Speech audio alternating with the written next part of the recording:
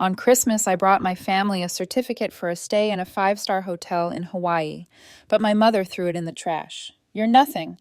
Even your gifts are worthless. I stayed silent. But the next day, I canceled their car loan. A week later, their car was repossessed. My name is Sarah. I'm 29 years old, and I work as both a mechanic and a night shift warehouse supervisor.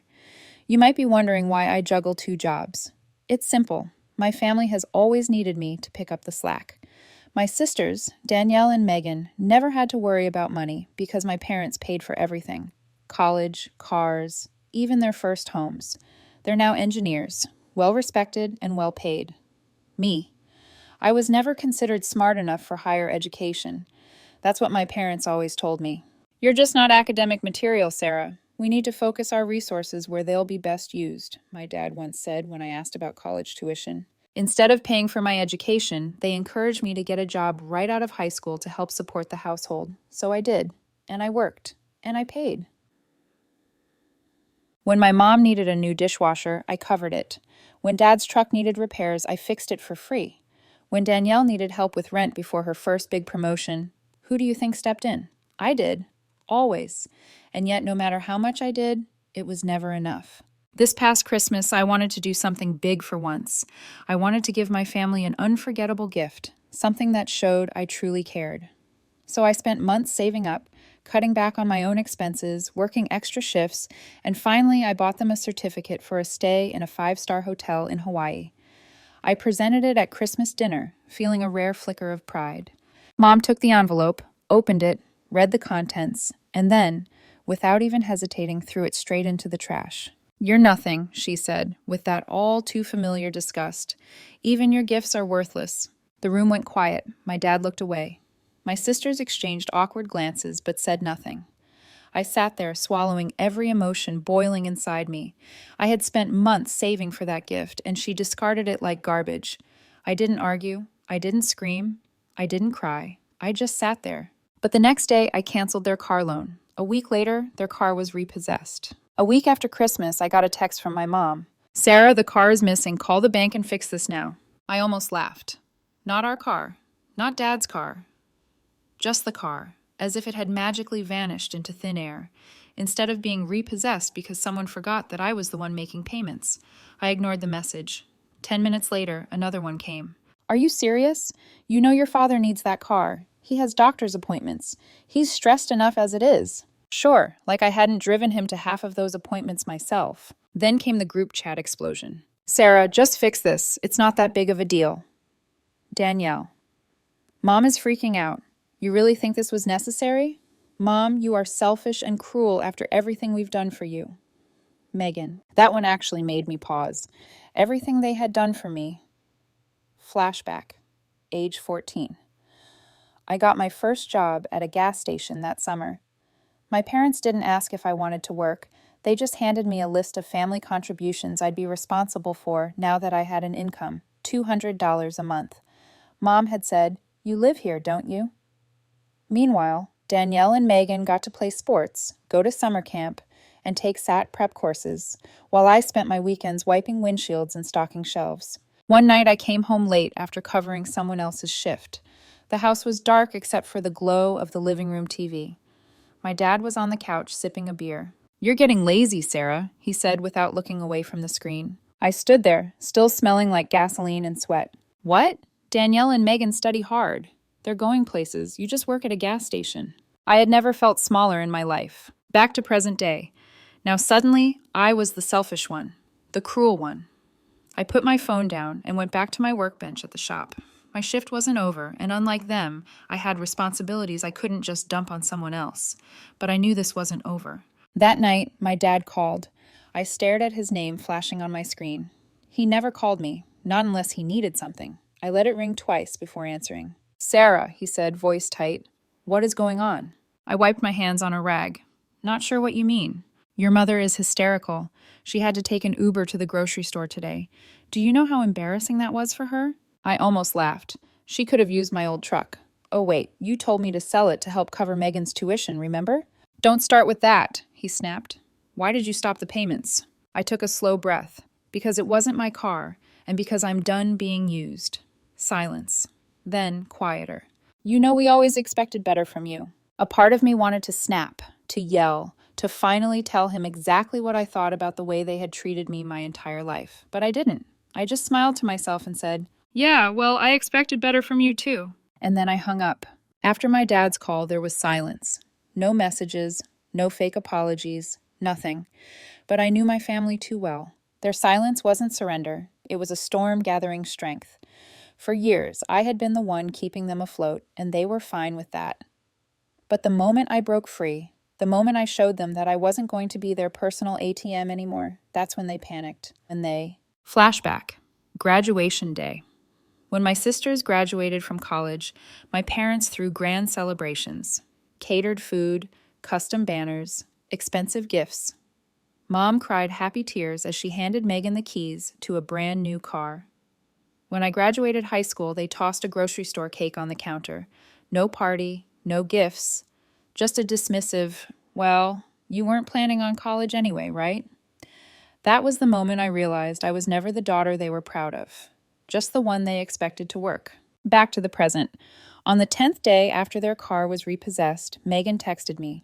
"Megan, you happy now? Mom's been crying for days. You're disgusting." I ignored it. The next morning, another message. "Dad, let's talk, like adults." Like adults, as if they had ever treated me like one. I ignored it. But 3 days later, they made their next move. I got a bank notification. $20,500 withdrawn from my account. I checked my statement. Mom had used my credit card to pay her medical bills. She didn't ask. She didn't warn me. She just took it, because they knew.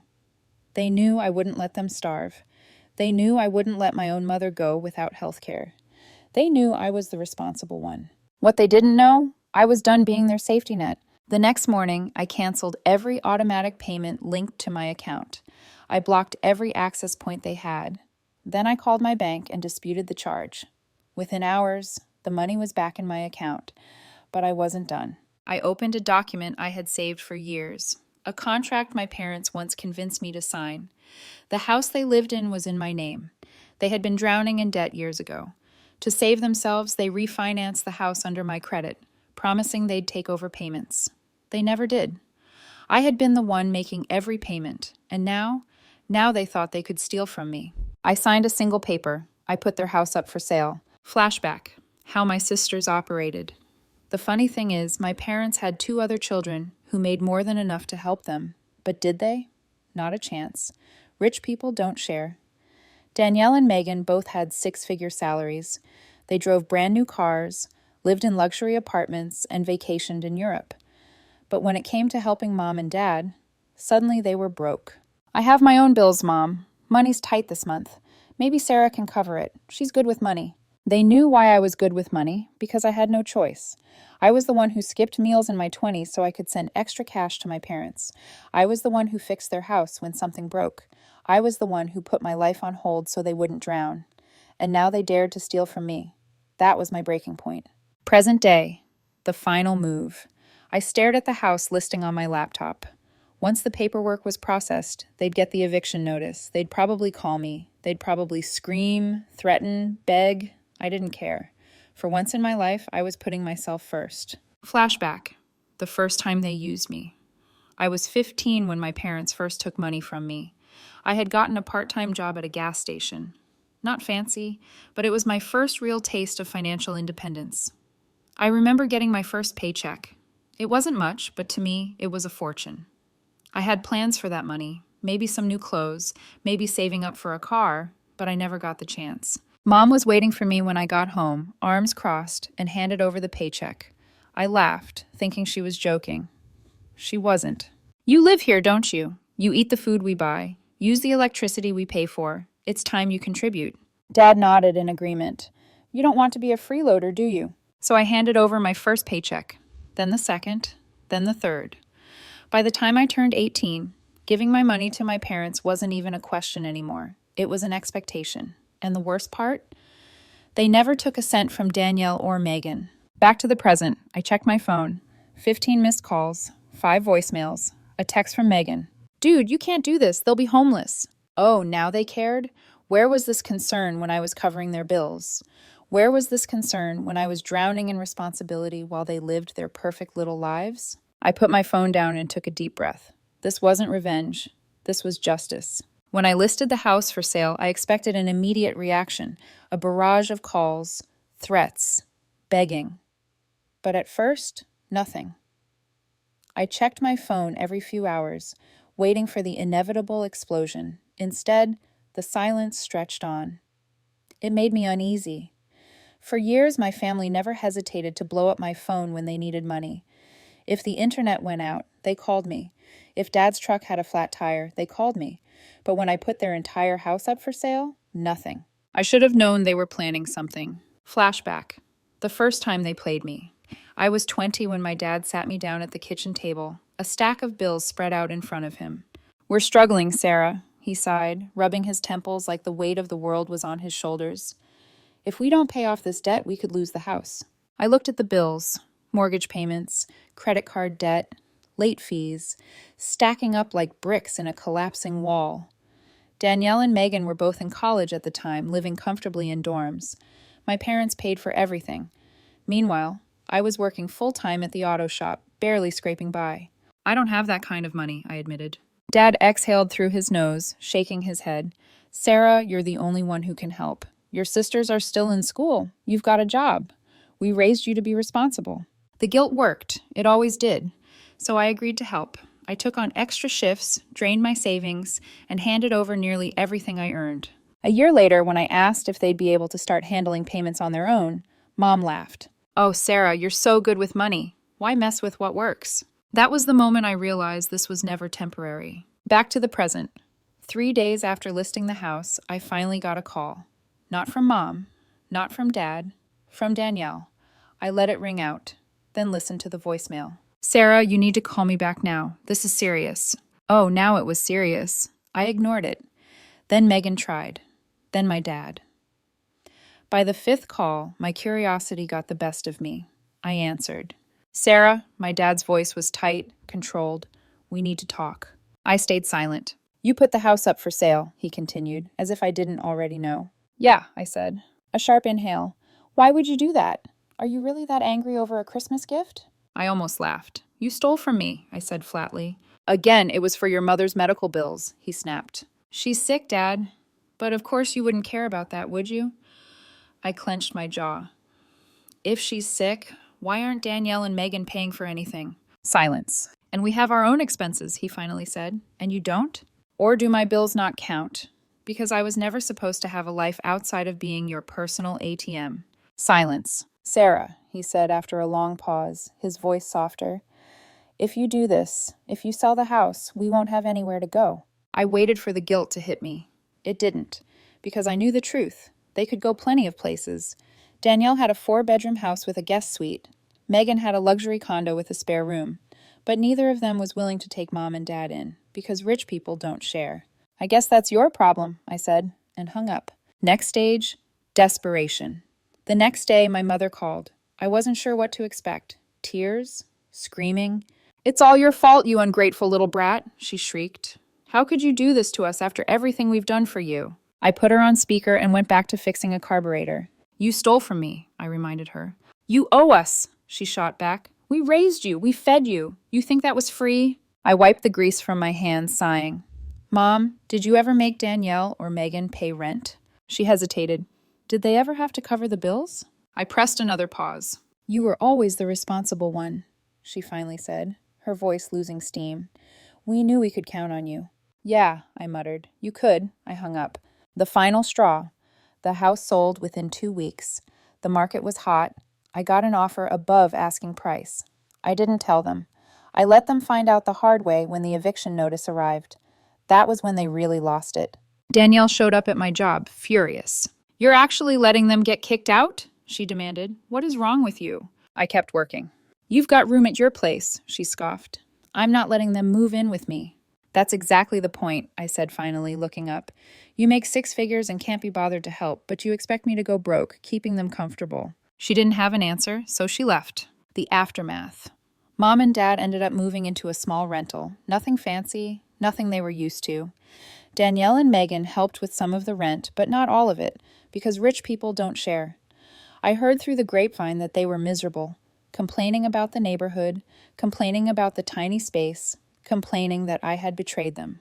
But for the first time in my life, I didn't care. I was free. 6 months had passed since I sold the house. 6 months of freedom. I no longer checked my phone expecting demands for money.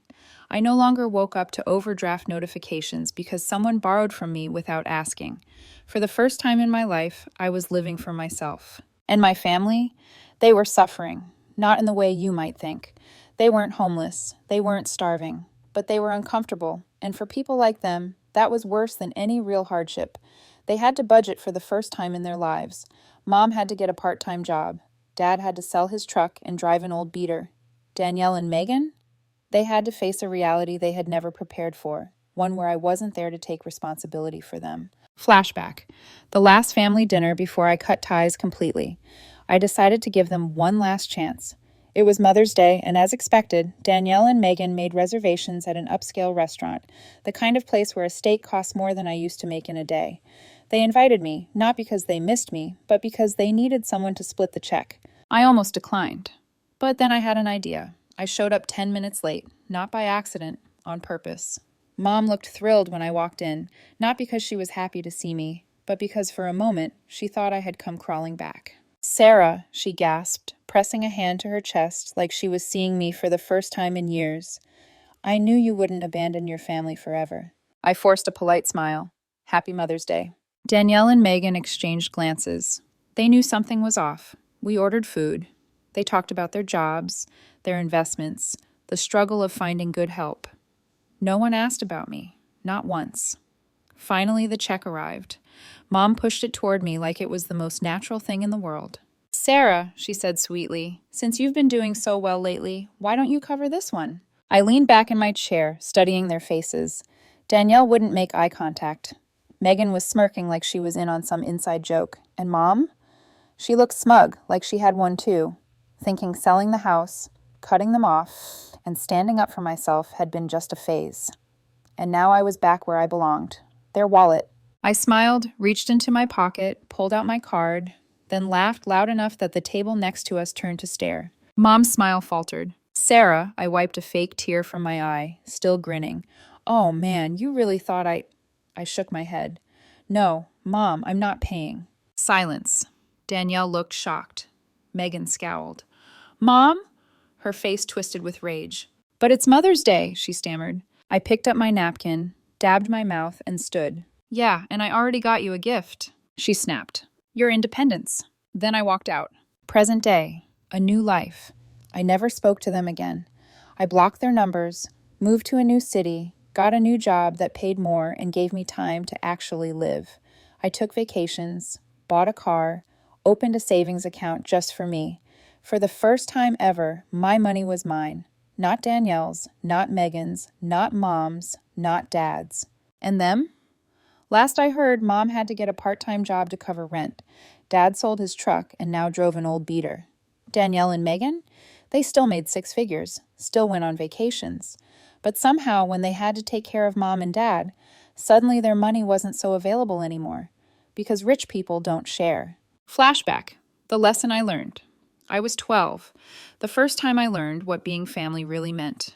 Matt, or in my case, Megan, had a birthday coming up, and Mom wanted to get her a new gaming console, but money was tight. She sat me down in the kitchen. "Sarah," she said sweetly, "you love your sister, don't you?" I nodded. Of course I did. "Then you wouldn't mind giving up your allowance this month, right? So we can afford a gift for her." I hesitated. "But what about my birthday?" Mom laughed. Laughed like it was the funniest thing she'd ever heard. "Oh, sweetie," she said, ruffling my hair, "your birthday isn't as important as hers." And that was the moment I realized some people are born to take and some people are born to give, unless they decide to change the rules. Final scene. 1 year later, I sat in my apartment, watching the sunset over the city. My phone buzzed. A new number. I hesitated, then answered. It was Megan. I said nothing. She sighed. "Mom's been asking about you." I raised an eyebrow. "Mom or her bank account?" A long pause. I chuckled. "Yeah, that's what I thought." "Come on, Sarah," she tried again. "It's been a year. Family is family." I thought about that for a second, then I smiled. "Not mine." I hung up, and for the first time in my life, I felt free. Epilogue. The final blow. 2 weeks later, I got an email from my bank. The mortgage on Mom and Dad's rental was delinquent, meaning Danielle and Megan weren't covering it like they said they would, meaning they were the ones letting Mom and Dad struggle, not me, not the selfish one. I forwarded the email to Megan. No message, just the proof.